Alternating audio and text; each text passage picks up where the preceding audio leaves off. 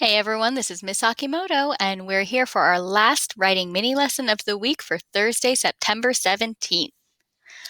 So, yesterday we finished our introduction paragraph, and now we're going to start our next body paragraph.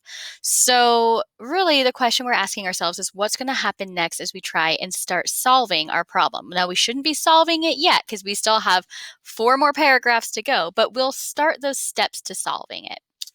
So, a reminder of where we're at in our personal narrative map. Our introduction is finished and we're now in the rising action. So, as we write, we want to make it clear that things are getting more and more exciting until we hit the climax, the most exciting part of our story. And this is where we face our problem, not where it's solved, where we face it. So, there's a couple of things we want to consider while we are starting our body paragraph. And one is just how should I start it?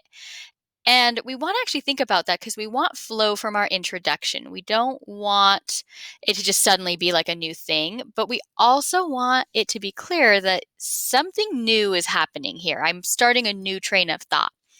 So, the other thing I want you to think of while we are writing this is that our next mini lesson is going to be on dialogue, where you are going to have to add in a character talking. So, maybe set yourself up for a character talking. Like, I'm going to make sure that I'm still next to someone in my story because if I say I walked away from everyone and then I talked to someone, it won't make any sense. So, let's look at our essay and see what we want to do about this. So, we have our introduction paragraph. Like I said, it's always a good idea to read over what you just wrote, especially if it's the next day, because you might not remember where you were, and reading over what you had first will really set you up to have that flow happen. So I've got, what are you going to do, Miss Akimoto? My student asked me, started sweating bullets. I don't know, Kayla, I'm freaking out. I don't have to read it word for word. I can just kind of scan it. Thought back to the moments. Oh, the backstory, learning to teach, end of the school year. Now we're at the pool. A couple weeks earlier, I had interviewed with my dream school district for my first real teaching job. I had heard that today would be the day that we would find out if we were hired or not. I had just looked at my phone and seen a missed call, and now I was panicking. So now I know where I'm at in the story. So I'm going to hit enter on my keyboard. Actually, first I'm going to find my cursor. There. I'm going to hit enter on my keyboard and notice, oh my gosh, Chromebook, you're so smart because it went to the next line. It said, you're starting a new paragraph in your writing. Would you like me to indent for you? Yes, Chromebook. I would like for you to indent for me. Thank you so much. If your Chromebook didn't really know what you were doing and did not indent, you can just hit that tab button that is on your left-hand side right next to the Q, and it will indent for you. I don't need to hit it again, though. Only one. So I can now start the next piece. So I want to set this up for my sentence after this one. I'm going to be talking to Kayla. So I want to make sure that I set this up. So I think I'm going to talk about how I was worried they were going to call someone else. So maybe my mind was racing. And that's one sentence, but I need to add a little more because I need there to be a complete thought here. So my mind was racing.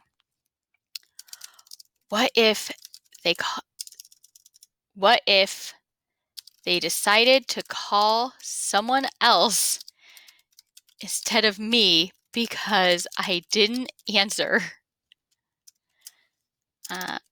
Exclamation question mark. So excitement, but also fear and question. So that sets me up to now talk to Kayla in my next sentence about how worried I am and how I'm going to go, call them back. So that is my next sentence. It's 2 sentences, but that's okay. Paragraphs are more about ideas. I know in the past, maybe you've had teachers say, oh, it's this many sentences, it's this many sentences. And it should definitely be like 3 or more, but it's not so much about number of sentences you're writing as the idea. And if I scroll back down to my organizer, my body paragraph is Kayla's asking what's wrong. I call back the principal and I leave a message. So that's my idea of solving the problem. And that's the idea I need to get through to finish this paragraph. There's not a number of sentences attached to that. It's an idea. So that's where I'm at right now. Got my first sentence to my next paragraph. That's all you need is 1 or 2 sentences to start you off so that you are ready to add some dialogue on Monday.